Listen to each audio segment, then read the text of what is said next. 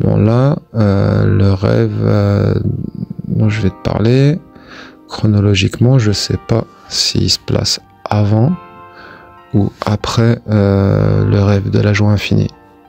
Je suis pas sûr. J'ai un doute.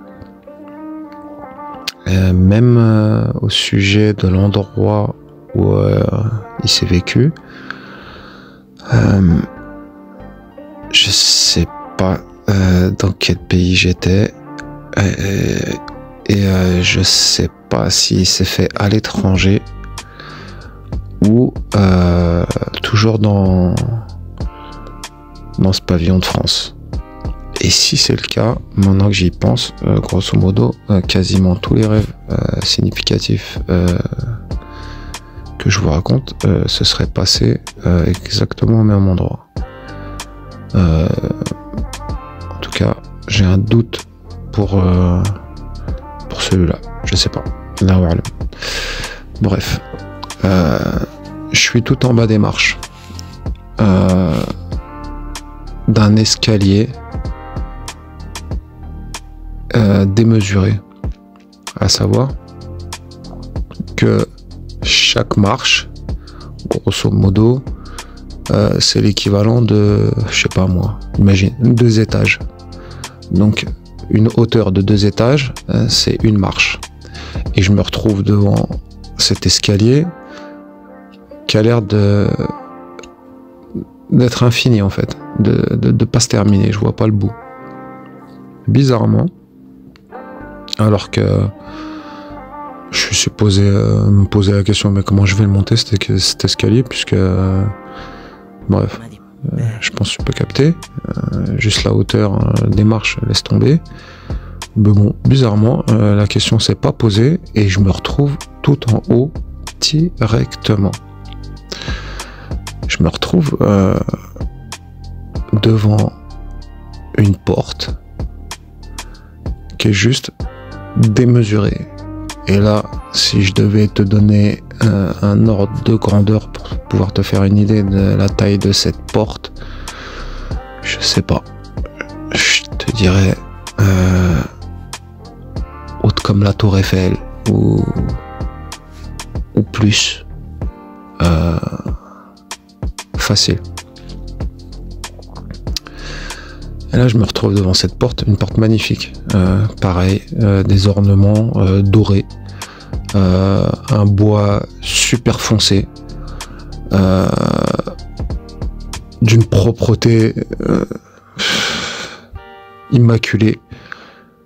Elle brille. C'est juste une porte qui dégage pas de lumière en soi, mais juste une porte genre 5 stars quoi. Et sur ma gauche, je vois qui? Jda, ma grand-mère, assise sur une chaise.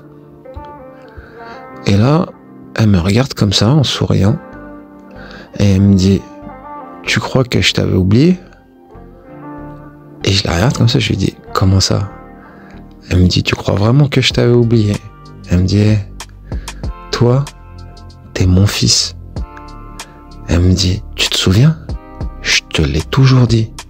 Toi, t'es mon fils. Et je resterai ici à t'attendre jusqu'au moment où il faudra. Jusqu'au bon moment. Et là, elle éclate de rire. Mais elle éclate de rire comme seule Jda elle faisait. Parce que Jda, elle avait un rire, il était tellement communicatif qu'elle aurait pu entraîner les murs qui l'entouraient.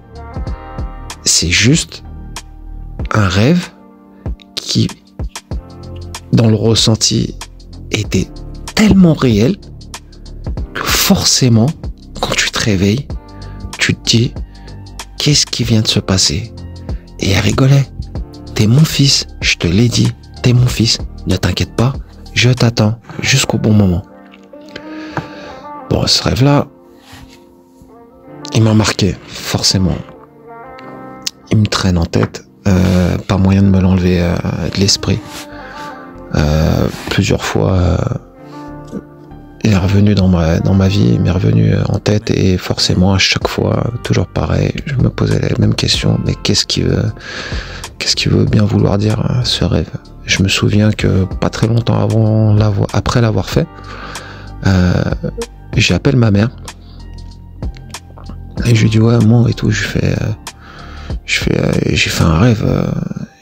J'aimerais bien que tu me l'expliques. Enfin, j'aimerais bien savoir si tu as une interprétation. J'ai toujours fait ça avec des rêves qui m'ont semblé être significatifs. Appeler ma mère et lui demander si peut-être elle aurait une explication. Et je lui raconte, et là, elle me répond mon fils, là où tu t'es retrouvé, c'est la porte de la prière. Et elle me dit, j'arrête pas de te le dire. Elle me dit, tu devrais commencer à prier. Donc, elle me dit, fais la prière. Elle me dit, ça veut sûrement vouloir dire ça. Et voilà. Donc là, on arrive, je crois que c'est le 4e rêve que je vous ai raconté. Je vais passer au suivant.